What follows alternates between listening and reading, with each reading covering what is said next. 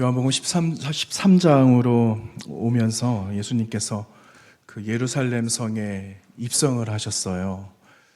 예루살렘 성에 들어오셨다. 앞으로 뭐가 남겨져 있을까요? 예루살렘 성에 입성하시고, 그리고 우리는 그날을, 교회력에 따르면 그날을 종려주일이라고 이야기를 하거든요. 근데 종려주일 그 안에 함께 시작되는 시간은 고난주간이라는 겁니다. 고난의 시간을 일주일을 다 보내게 되는데, 여러분, 그 예수님의 십자가 사건을 앞두면서 여러 가지 일들이 있게 되잖아요. 사람들은 예수님께서 예루살렘 성으로 들어오실 때 종려나무 가지를 흔들었다는 겁니다. 종려나무 가지를 흔들었다라는 건 왕이, 그리고 모든 전쟁터에서 승리를 하고 돌아올 때 개선 장군을 맞이하는, 환호할 때 승리를 상징하는 그러한 종려나무 가지를 흔들면서 왕을 맞이하게 되었는데, 여러분, 예수님께서 예루살렘 성에 들어오실 때에 종려나무 가지를 흔들었다라는 것은 그런 정치적인 의미나 또 예수님께서 어디 전쟁에서 승리하고 돌아오신 상황이 아니었잖아요. 주님 앞에 이제 남겨져 있는 시간들은 십자가가 이제 앞에 있는 거예요. 세상으로 바라볼 때는 십자가면 이제 끝나는 거죠. 실패라는 거죠. 그런데 십자가의 반전을 하나님께서는 계획하시고, 마치 들어오는 개선 장군의 승리를 십자가를 통하여 반전의 놀라운 역사를 일으키실 하나님의 놀라운 계획이 기다리고 있었다라는 겁니다. 그런데 그 사실을 제자들이 알았을까 하는 겁니다. 여러분, 제자들이 알았을까요? 제자들이 몰랐습니다. 여러분, 십자가를 앞두신 그 주님의 그 상황 앞에는 다양한 일들이 있었거든요. 여러분 아실 만한, 오늘 본문에 예수님께서 제자들의 발을 씻어주셨잖아요. 발을 씻어주셨는데, 다른 복음서, 그러니까 요한복음에는 예수님께서 제자들의 발을 씻어주신 장면이 기록이 되어져 있는데, 반면에 공관복음이라는 게 있잖아요. 마태복음, 마가복음, 누가복음에서는 예수님께서 제자들의 발을 씻어주신 장면이 나오지 않아요. 어떤 장면이 나오는가? 제자들과 무엇을 하셨을까요? 마지막 만찬을 하셨어요. 마지막 만찬하신 장면을 공관복음서에서는 기록을 하고 있는데, 여러분, 참 답답한 상황이 누가에 의해서 전해지고 있는 것을 확인해 볼 수가 있습니다. 여러분, 사도 누가라는 사람은 역사가이기도 했거든요. 의사이기도 했어요. 그런데 그가 면밀하게 자신이 썼던 누가복음 22장의 말씀을 보면은, 누가는 무엇을 이야기하고 있느냐 하면은 제자들이 서로 싸웠다라고 이야기하고 있어요. 제자들이 서로 싸웠는데 무엇을 위해서 싸웠는가 하는 거예요. 여러분, 예수님께서 예루살렘 성 오셨잖아요. 그리고 많은 사람들이 환호했잖아요. 우리의 구원자가 들어오신다라고 생각을 했던 그 사람들, 아마 제자들 생각에도 주님께서 이제 왕으로 오셨으니까, 야, 왕 밑에 누군가는 한 자리를 차지해야 될 건데 우리는 주님의 최측근 아니냐? 12사람 중 나도 한 사람, 너도 한 사람. 우리가 예수님의 제자인데 그 예수님이 들어오시면서 왕으로 오시는데 나에게 무슨 장관 자리 하나 주시지 않을까? 여러분, 그럴듯하지 않아요? 그런데 누가복음 22장에서 그 말씀을 전하고 있다라는 거예요. 그 말씀을 어떻게 전하고 있는가? 22장 24절 이하에 제자들은 서로 누가 더 큰가를 서로 막 이야기를 하기 시작했다라는 거예요. 큰 다툼이 일어났다라는 사실을 누가에 의해서 보도하고 있는 것을 보게 됩니다. 여러분, 많은 사람들은 다 알지 못해도 주님께서 그 모습을 보고 계시는데 얼마나 답답하셨을까? 아이고, 이 녀석들아, 너희들은 알지도 못하고 서로 한 자리 차지하려고, 한 장관의 자리를 하나 차지하려고 너희들은 그 자리 다툼을 하고 있냐? 하는 주님의 그 음성을 주님께서 바로 말씀하시지는 않으셨어도 그것을 깨달았던 사람이 있었다면은 아마 그 분위기를 빨리 덮어버리고 주님 앞에 그 마음을 모아서 드리지 않았을까라는 생각이 들어요. 그런데 그렇지 못했기 때문에 주님께서는 말씀하고 계시는 겁니다. 뭐라고 말씀하시느냐? 주님이 이렇게 말씀하세요. 누가복음 22장 29절 이하 32절까지 나는 섬기는 자로 너희 가운데 왔다. 이거를 말씀하세요. 나는 너희들을 섬기기 위해서 왔어. 라는 주님의 분명한 오신 목적에 대해서 한 번 더 말씀하고 계시죠. 내 아버지께서 나라를 나에게 맡기신 것 같이 하나님의 나라를 나에게 맡겨주신 것처럼 나도 하나님의 나라를 이제 누구에게 맡겨야 될까요? 제자들에게 맡기기 위해서 내가 왔다라는 그 말씀을 하십니다. 이 땅을 너희에게 맡겨서 너희가 이 나라를 다스리는 자가 되게 하겠다. 그렇게 말씀을 하셨습니다. 그리고 그 제자들에게 직접적인 부탁을 하고 계세요. 너희 믿음이 떨어지지 않기를 내가 기도하는 것처럼 너희들도 너희 형제들을 굳세게 하는 일들 가운데 너희가 세워져야 된다. 이것이 주님의 마지막 부탁이었어요. 그런데 여러분, 주님께서 부활하시고 승천하시면서 하신 마지막 부탁도 있잖아요. 그 마지막 부탁은 너희들이 증인이 되라고 하신 말씀이었거든요. 증인이 됨으로 인해서 결국은 내 형제들을 굳세게 할 수 있고 증인된 삶을 통하여서 이 땅이 하나님의 나라가 되는 놀라운 역사를 감당할 수 있는 것 아니겠어요? 그런데 우리 힘으로, 우리의 생각으로, 능력으로 할 수 있을까요? 주님은 자신의 능력, 하나님 되심의 능력으로 하지 않으셨다라는 거예요. 뭐라고 말씀하시느냐? 나는 온유하고 겸손하다라는 말씀을 하시거든요. 바로 온유함과 겸손함으로 감당할 수 있을 때 놀라운 하나님의 역사의 그 나라가 너희들 가운데 그리고 보는 이들의 마음에도 하나님의 나라를 경험하게 될 것을 주님 말씀하고 계셨다라는 겁니다. 여러분, 오늘 말씀 우리가 13장 1절부터 나누지는 않았어요. 중간 건너뛰고 20절 말씀부터 12절 말씀부터 보았는데 여러분, 우리는 13장에 있는 말씀을 보면서 주님의 겸손을 배워야 되겠다. 주님 어떻게 이렇게 하실 수가 있으셨을까라는 큰 주제, 큰 핵심을 우리는 볼 수가 있겠죠. 조금 전에도 제가 말씀드린 것처럼 주님 섬기러 오셨다. 그 섬김의 바탕은 주님의 온유함과 겸손함에 있으셨다라는 거예요. 여러분, 우리는 그 겸손이라는 이 단어의 의미를 잘 알고 있어요. 그런데 이런 글을 하나 보았습니다. 겸손을 산에다가 비유해서 쓴 글을 보았는데 여러분 잘 아시는 이재철 목사님, 그 목사님께서 쓰신 글을 하나 보았어요. 이런 말씀을 하시더라고요. 여러분, 그 산에 자주 올라가시죠? 우리 뒷동산은 1000m가 안 되죠. 우리 여기 백양산은. 네. 1000m 이상, 한 2000m 되는 산들을 아마 어디 먼 길 떠나시는 분들은 다녀오신 분들도 계실 거예요. 그런데 2000m 이상 되는 그 정상에 없는 게 있어요. 무엇이 없을까요? 네? 나무가 없고 풀이 없어요. 2000m 이상 되는 그 산의 정상에는요, 나무와 풀이 없습니다. 제가 한 4000m 넘은 설산을 한번 가본 적이 있어요. 네. 그런데 저는 이제 케이블카 타고 올라갔는데 4000m 이상 되는 산에 섰는데 발 뛰기가 힘든 거예요. 기압 때문에. 너무 머리가 아파가지고 오래 있을 수도 없는 거예요. 그래서 얼른 내려온 적이 있습니다. 근데 설산이라 그랬잖아요. 거기는 춥습니다. 뭐 나무 뭐 있을 수가 없죠. 풀도 하나 있을 수가 없죠. 그런데 2000m 이상 되는, 여러분 백두산 혹시 가보신 적 있으세요? 백두산 정상 천지 보신 분 계세요? 거기에 나무 있었습니까? 올라가는 길에 나무가 있어요. 차가 이렇게 꾸불꾸불 올라가잖아요. 이렇게 버스를 타고 이렇게 올라가는데 거기에는 한참 나무를 보고 풀을 보면서 올라갑니다. 그런데 정상에 도착을 하면은 그냥 땅이에요. 그리고 보여지는 건 천지밖에 안 보여요. 나무 하나 없고 풀 하나 없다라는 거죠. 만약에 풀과 나무가 있다면은 2000m가 되지 않는 산이라는 겁니다. 그런데 높은 산의 정상, 아무런 장식이 없어요. 만약에 우리 화단이라면은 거기에 풀을 심고 예쁘게 정원을 예쁘게 꾸며놨겠죠. 그런데 거기에는 아무런 장식도 하나 없고 치장되어져 있는 것도 없이 그저 있는 그 모습은 비어있는 모습이다 라고 이야기를 합니다. 그리고 그 자신을 송두리째 하늘에다가 맡기는데, 여러분 높으면 높을수록 춥잖아요. 그리고 어느 곳은 눈은 내려요. 그러면 눈이 내리면 내리는 대로 그 눈들을 그냥 온팍 다 뒤집어 쓰고 있다라는 거예요.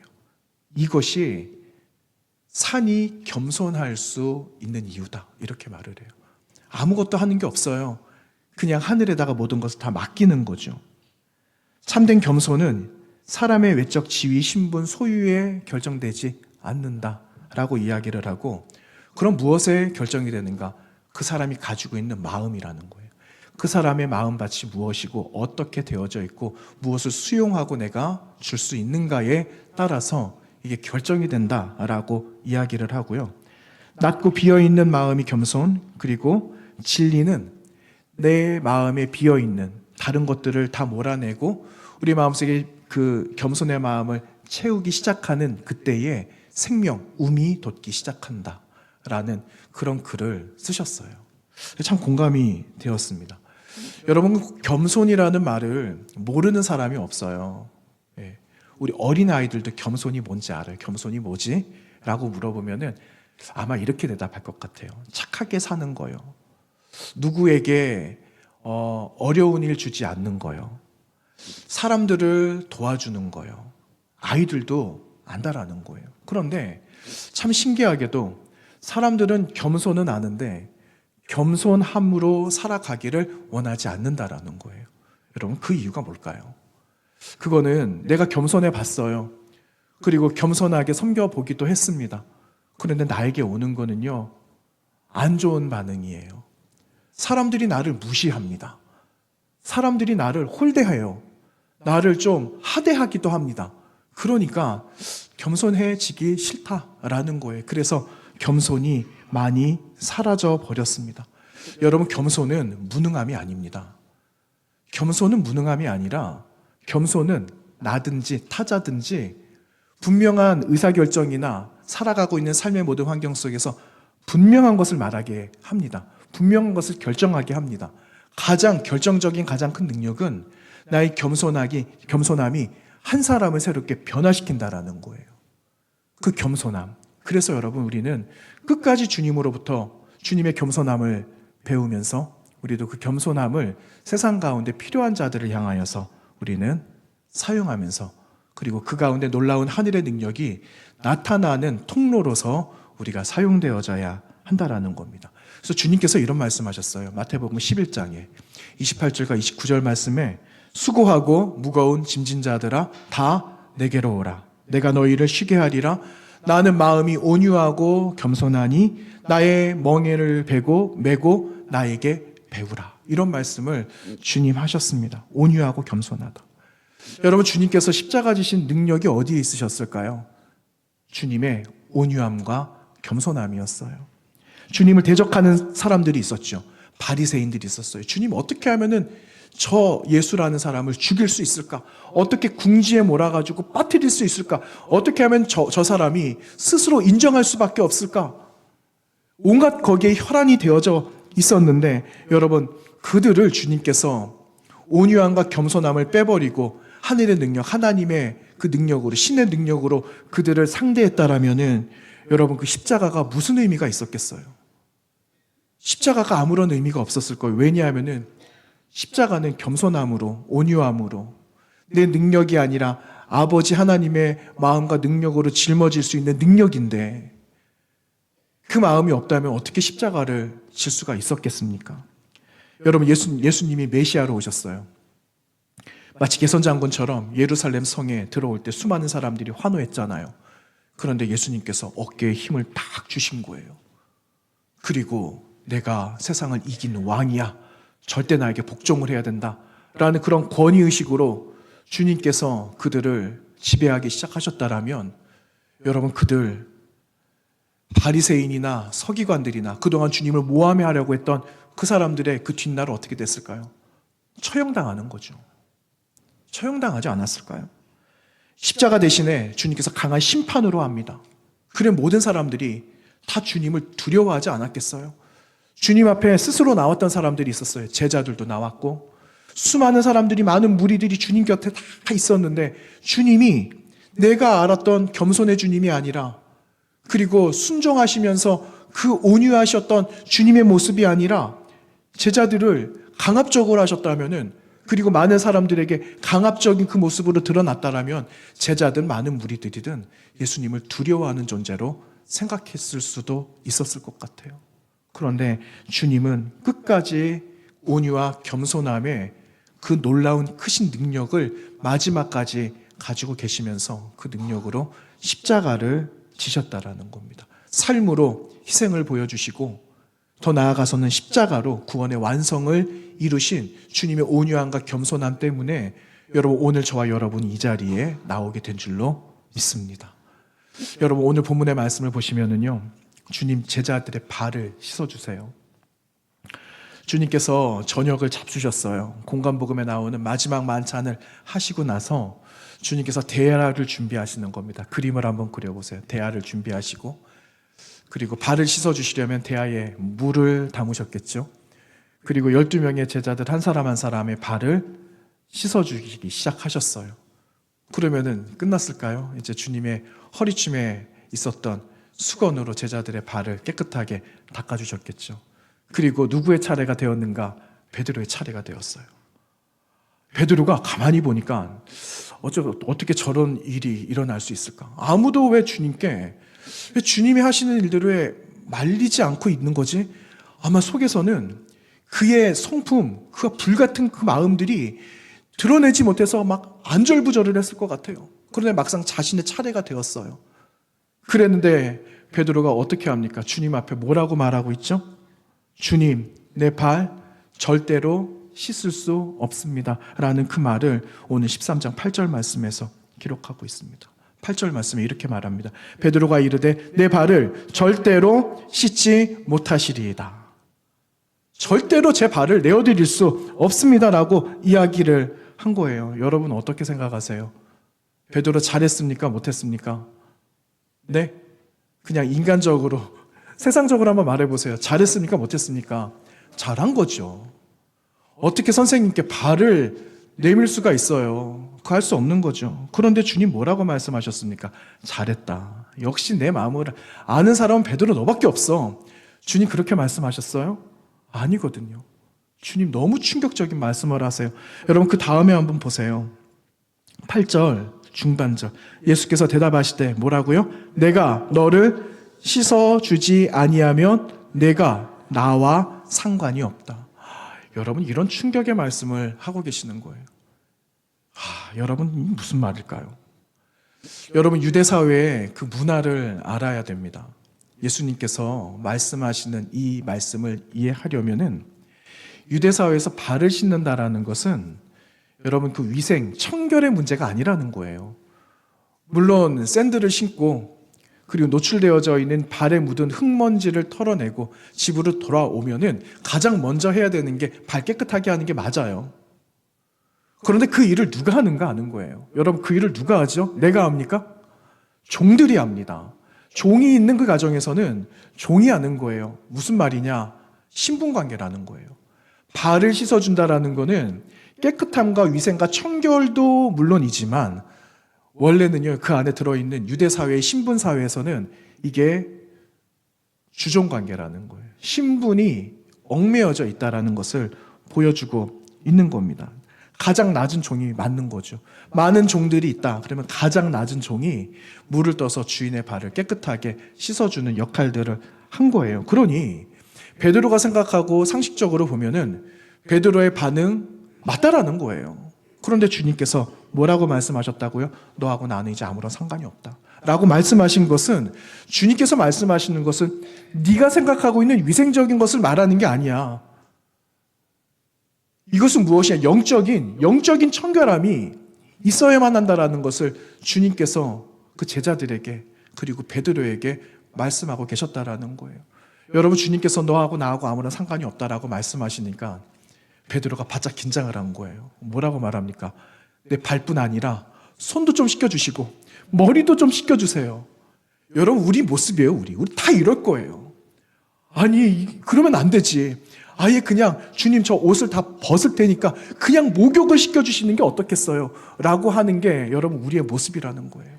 주님 뭐라고 말씀하시죠? 한 번 목욕했으면 끝이야. 지금 남겨져 있는 건 발이에요. 이 말은요. 한 번 너가 나를 만나고 예수 그리스도를 영접을 했고 구원도 알고 하나님의 나라를 들었으면 됐어. 근데 그 다음에 문제라는 거예요. 그 다음에 문제는 매일의 삶의 청결함을 너 스스로가 책임져야 된다라는 거예요. 이것을 주님께서 말씀하시는데 그거를 네가 거부한다라고 한다면 나는 너하고 그 관계를 맺어갈 수가 없다라는 것을 주님께서 말씀하고 계시는 장면이 오늘 말씀이라는 겁니다. 그럼 여러분, 주님께서 제자들에게 무엇을 요청하고 계시는 걸까요? 주님께서 무엇을 말씀하시는 걸까요? 진짜 제자가 되라는 거예요. 여러분, 제자라는 그 헬라어가 있어요. 그 그리스어 가운데 그 헬라라는 그 제자라는 단어를 그 마테테스라는 단어를 씁니다. 이렇게 그 신약 성경에 나오는 마테를 말하는 게 아닙니다. 마테가 아니라 제자라는 말은 헬라어 마테테스라는 단어를 쓰는데, 이 마테테스라는 이 단어의 의미는 내가 단순히 그 스승의 문화생이 되는 걸 말하는 거 아니에요. 스승이 있고 스승의 가르침을 받아서 내가 제자가 됐다라는 것을 의미하는 게 아니라, 내가 이 스승님의 제자가 되기로 결심했다면 이 스승님의 모든 삶을 내가 그대로 내가 배워서 내가 스승님처럼 살겠다라는 의미가 이 당시에 제자의 의미였다라는 겁니다. 여러분, 그렇게 살아간다라는 게 쉬울까요? 어려울까요? 그거 얼마나 어렵겠어요. 아니, 선생님의 그 모습 그대로 다 행하면서 살아가려면 그분의 습관까지 알아야 돼요. 습관까지. 어떤 습관이 있다라는 것도 알고 그와 동일하게 살아내야지만 제자가 되는 거거든요. 이런 것을 의미를 했거든요. 그런데 이렇게 살아가고 있는 제자됨의 모습도 힘들지만 사실은 이보다 더 힘든 게 있어요. 더 어려운 게 있어요. 그게 뭐냐 하면은요, 한 사람의 제자를 만들어내는 게 그만큼 힘들다라는 거예요. 한 사람의 제자를 만들기 위해서는 선생님의 모든 것을 다 보여주어야 되는 거예요. 그래서 주님께서는 12사람의 이 사람들을 나의 제자, 하나님의 나라의 유업을 얻어서 그 나라를 세상에 전하기 위하여 제자를 만드시기 위해서 무엇을 하셨는가? 3년을 데리고 사셨다라는 거예요. 3년을 사셨어요. 여러분, 3년이라는 시간 깁니까? 짧습니까? 짧죠. 주님 다 배우려면 길 수도 있어요. 그런데 유대적인 의미에서 3년은요, 주님의 모든 것을 다 배울 수 있는 시간이 3년이라는 시간입니다. 그런데 그 3년 동안에 함께 주님과 함께 살았던, 동고동락했던 제자들 보세요. 다 제자가 됐습니까? 아니거든요. 다 제자가 되지는 않았어요. 어떤 사람은 제자가 되었는데 어떤 사람은 제자의 명단에 없는 사람도 있습니다. 여러분, 얼마나 그게 힘든 일이에요. 주님께서 한 사람의 제자, 우리도 한 사람의 제자를 만든다라는 건 너무 힘든데, 너무너무 어려운 일인데, 주님께서 데리고 사시면서 가르쳐 주시고 들려주시고 야단도 쳐가면서 제자로 만들어 놨는데 한 사람은 이탈해져 버리고, 주님 마음이 11사람에게 있었을까요? 사라진 그 한 사람에게 더 있었을까요? 성경에 기록되지 않아도 주님의 마음은 제자의 명단에서 사라진 그 한 사람에게 더 마음이 있으셨을 것 같다라는 생각이 듭니다. 왜냐? 그분 온유하신 분이기 때문에. 마지막 한 사람까지 찾으시려고 한 사람의 한 마리의 양, 그 양을 지켜내기 위해 목자가 자기 생명을 포기하는데 우리 주님께서 그 한 사람을 마음에 마지막까지 두지 않았을까요? 그런 거죠. 여러분, 우리가 완성해야 되는 그 제자의 삶은 무엇일까요? 그러면 주님께서 우리에게 보여주신 3년, 성경을 통해서 우리에게 보여주신 주님 공생의 3년의 시간들이 기록이 되어져 있는데, 우리는 어떻게 제자가 될 수 있고 제자 도를 완성해 갈 수 있을까 하는 겁니다. 여러분, 주님이 하셨던 일대로 그냥 그대로 하면 될까요? 그대로 다 하면 제자가 될까요? 그대로 하면은 제자가 됩니다. 예. 아니, 그러면은 주님께서 제자들의 발을 씻어 주셨는데, 그러면 우리도 사람들의 발을 좀 씻어주면 어떨까? 여러분, 어떻게 생각하세요? 저는 좀 사실 이 말씀 준비하면서 좀 마음에 도전이 되었어요. 네. 여러분, 가족들의 발을 한번 씻어 주신 적이 있으십니까? 가족들의 발? 네. 신혼 때는 뭐든 못합니까? 그렇죠? 저는 한번 생각을 해봤어요. 근데 가족들의 발을 한 번도 씻어 봐준 적이 없는 것 같아요. 네. 어떤 마음일까? 물론 교회에서 세족식 합니다. 그런 세족식 말고 가정에서 어떤 마음일까? 아니, 여러분 교회에서도 세족식 할 때 여러분 어떤 마음이셨어요? 씻어주시는 입장에서도 있으셔봤고 발을 내밀어 보신 적도 있으셨을 거예요. 여러분 무엇이 더 어려웠습니까? 발 내놓는 게 더 어려워요. 그렇죠? 그런데 발을 내놓거나 내가 발을 씻든지 하나님께서는 동일한 마음을 주실 거라는 생각이 들어요. 발을 내미는 그 사람, 그 상황에서는 씻어주시는 그 손이 누구의 손이라고 느껴질까요? 한 번도 나는 이런 사랑 받아본 적이 없는데 마치 주님께서 내 발을 씻어주시는 것 같아 라는 그러한 마음을 느끼시는 분들의 고백이 많습니다. 그리고 여러분 발을 씻어주는 나의 입장에서 이 발이 누구의 발이라고 여겨질까요? 김 집사님의 발이 아니라 김 권사님의 발이기도 하지만 주님의 발이라는 생각이 들지 않겠어요? 그 마음으로 함께 씻는 순간에 어떤 마음이 있게 될 건가 하는 겁니다. 잘 섬겨야지. 나를 돌아보게 되는 거예요. 나를. 발을 내민 사람이나 발을 씻겨주는 사람이나 동일한 마음은 나를 본다라는 거예요. 이 발을 주님께서 나를 씻어주셨기 때문에 내가 구원을 받을 수가 있게 된 거야 라는 그러한 고백이 있게 된다라는 겁니다. 그런데 여러분 이러한 삶을 실제로 살아간 목사님이 계세요. 여러분 누가 이런 일을 했을까 하는 겁니다. 여러분 13장 요한복음의 말씀을 지금 우리가 나누고 있는데 여러분 이 말씀을 이렇게 보시면서 책 한 두 권을 제가 한번 소개를 한번 해보겠습니다. 이 말씀하고 너무나 밀접한 너무 좋은 책이라 가지고 한 분이 두 권을 쓰셨는데 예수를 위한 바보라는 책이 있어요. 예수를 위한 바보. 또 한 권은 종의 마음이라는 두 권의 책입니다. 예수를 위한 바보, 종의 마음. 데이비드 케이프라는 목사님 쓰셨어요. 데이비드 케이프 목사님 아내인 사모님인 캐롤 케이프라는 사모님이 이제 삶을 살아가시면서 쓰신 내용인데 예수를 위한 바보라는 그 책의 부제에 이런 글이 달려있죠. 주님은 왜 그에게 사람의 발을 씻기라고 하셨을까? 이게 부제예요. 주님은 왜 사람들에게 사람의 발을, 왜 나에게 그 사람들의 발을 씻기라고 하셨을까? 이게 부제입니다. 무엇을 했다라는 걸까요? 데이비드 케이프 목사님이 만나는 사람들의 발을 씻어주셨다라는 거예요. 여러분 이분이 남아프리카 공화국의 한 열방교회라는 곳을 심우하는 목사님이에요. 그런데 이 목사님이 어느 날 하나님 음성을 듣게 되는 거예요. 어떤 음성이냐? 너 지금 하고 있는 목회를 그만둬라 이거예요. 교회 심우하고 있는 심우지를 떠나서 내가 가라고 하는 곳으로 가라 이거예요. 쉽게 말하면은 아브라함 만나주시면서 내가 너에게 이르는 그 땅으로 가라 하시는 그 동일한 명령이 이 목사님 내외에게 주어졌다라는 거예요. 여러분 주변의 사람들이 얼마나 뭐라고 하는지 모릅니다. 아니 무슨 소리를 하냐. 지금 목회 잘하고 있는데 어디를 지금 간다라는 거는 다시 한번 들어봐. 다시 한번 기도해봐. 아닐 거야. 여러분 결국 어떻게 했을까요? 목사님 마음에 너무 부담이 되는 거예요. 여러분 부담되면 해야 될까요? 말아야 될까요? 부담이 됩니다. 하시겠습니까? 안 하시겠습니까? 그 자리를 떠나시는 분이 계시면 안 돼요. 요나가 되는 겁니다. 요나. 우리 마음에 부담이 되면 하는 거죠. 그래서 이 목사님 내외가 결정을 합니다. 그리고 나서 이들이 해야 되는 일들을 아니까 주님께서 하신 말씀이 뭔지 아니까 그대로 가서 발 씻겨주는 사역을 그들에게 맡겼으니까 무엇이 필요하겠습니까?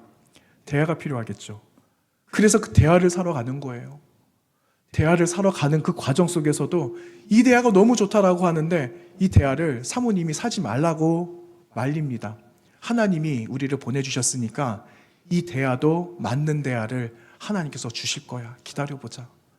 그런데 놀라운 일이 대화도 하나님이 주세요. 그리고 그 대야에다가 십자가를 매달아놔요. 그리고 발을 씻기기 위해서는 여러분 무엇이 필요할까요? 물통 필요하겠죠. 물통도 그 안에다가 넣고 의자가 있어야지 앉아서 씻겨줄 것 아니겠어요? 그 의자 하나 집어넣고 해서 그 무게가 한 20kg 되는 가방에다가 주렁주렁 매달아가지고 목사님과 사모님이 그 길을 떠납니다. 그런데 하나님께서 이런 말씀하시거든요. 차로 이동하지 마라. 걸어라. 그래서 남아프리카 공화국 전 역을요 3,000km를 걸어요. 3,000km를 걷는데 이 사역을 몇 년간 하는가? 20년 동안 합니다. 여러분 20년 동안 만난 사람들이 누굴까요? 어떤 사람들 만났을까요? 다양한 사람들을 만나요.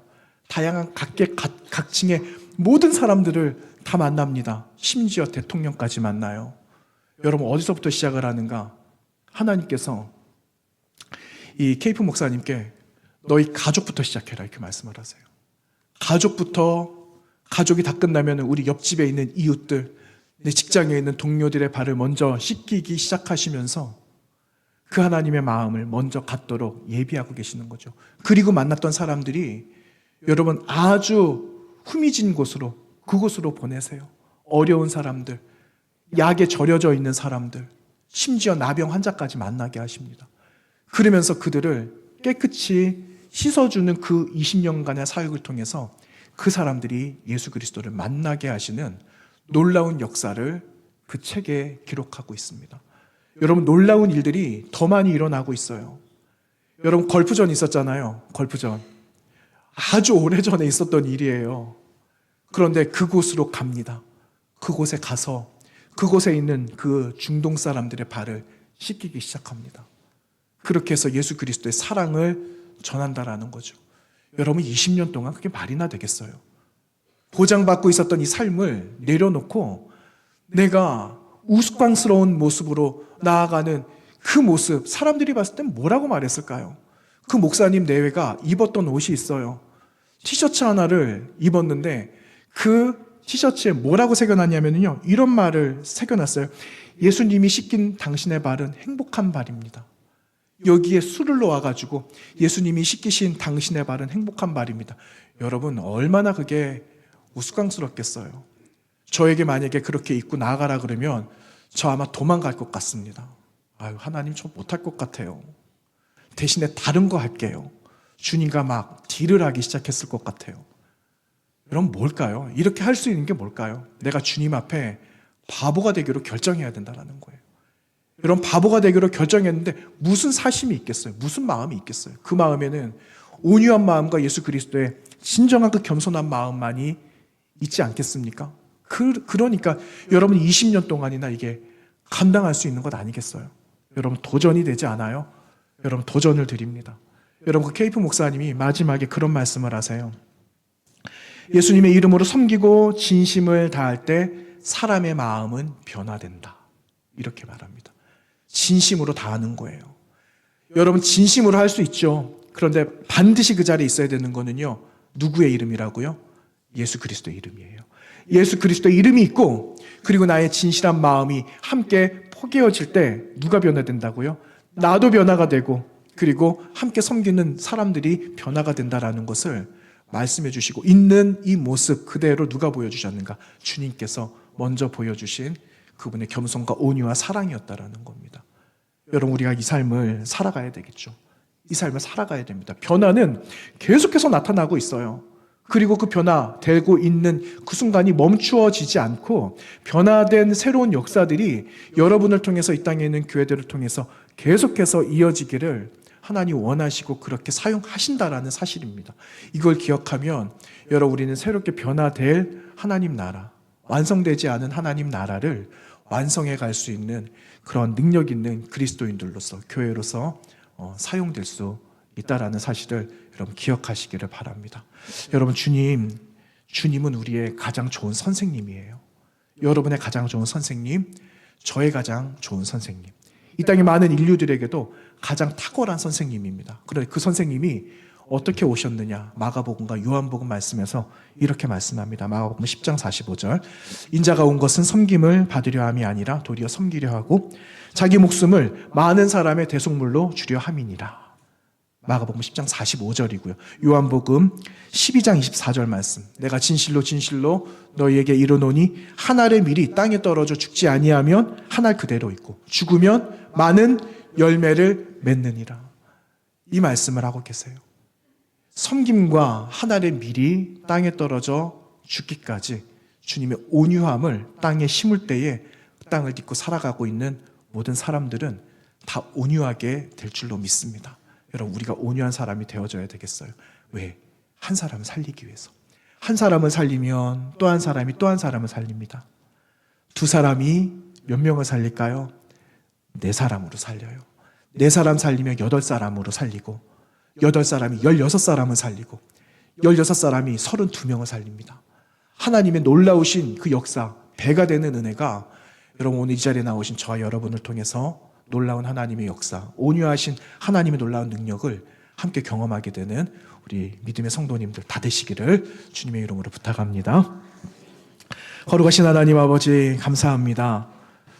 하나님 우리를 사랑하여 주셔서 귀한 자리에 부르시고 하나님의 온유와 겸손과 사랑의 극치를 우리에게 보여주심으로 우리를 구원해 주신 은혜를 감사합니다.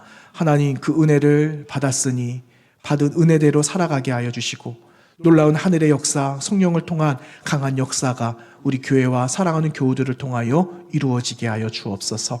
이러한 믿음의 기회 우리에게 주셨으니 하나님 또한 기대하는 마음으로 날마다 믿음으로 살아갈 우리 모두가 되어지도록 주님 함께하여 주시길 원하며 예수님의 이름으로 기도하옵나이다.